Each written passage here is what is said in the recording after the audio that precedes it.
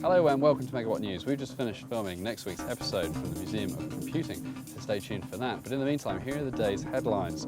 PS3 owners get the iPlayer. An American company offers an Apple alternative computer.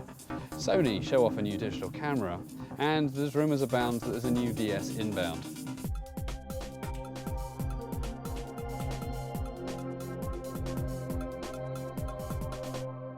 So while Nintendo Wii owners rejoice at the fact that they can now access the BBC's on-demand service, the iPlayer, on their console, on the television, PS3 coders, and one in particular, has got a bit disgruntled that the BBC hasn't given them access as well. Instead of sort of using the usual channels of maybe complaints or whatever, the guy has gone along and actually made his own rework of the CS code that allows you to watch these things, meaning that all PS3 owners can now watch the iPlayer in full screen glorious colour. Quite simply, go to ps3iplayer.com and you'll be able to watch anything from the last 7 days shown on the BBC. The only catch, I'm afraid, for American viewers is that it's only available in the UK. So if you've been put off by the price of an Apple computer to date, then you might be interested to hear news about a new American company starting what they're calling OPen Mac, the Apple alternative. Based on a PC itself, the 2.2 gigahertz Intel Duo Core 2 processor, 2 gig of memory and 250 gigabyte hard drive will come in around $400, considerably cheaper than an Apple from Apple.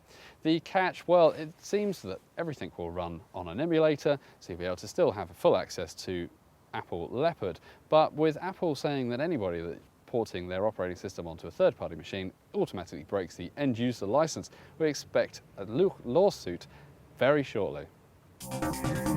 Over the weekend, Sony used a show in Korea to show off a new 25 megapixel full-frame digital SLR called the Alpha 900.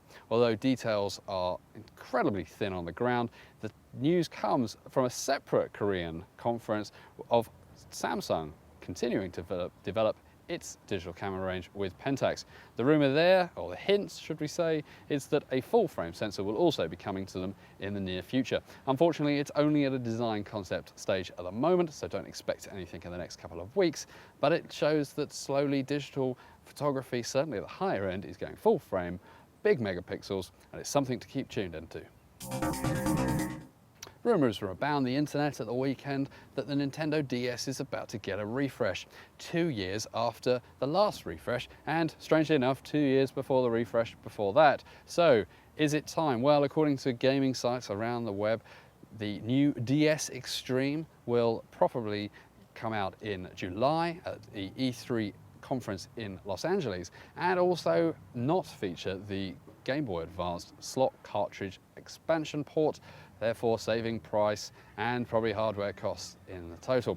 Details are, as always, incredibly thin, but at least you can say you heard it here first. Well, they were the headlines today. Hope you've enjoyed them. My name's Stuart Miles. Catch you tomorrow.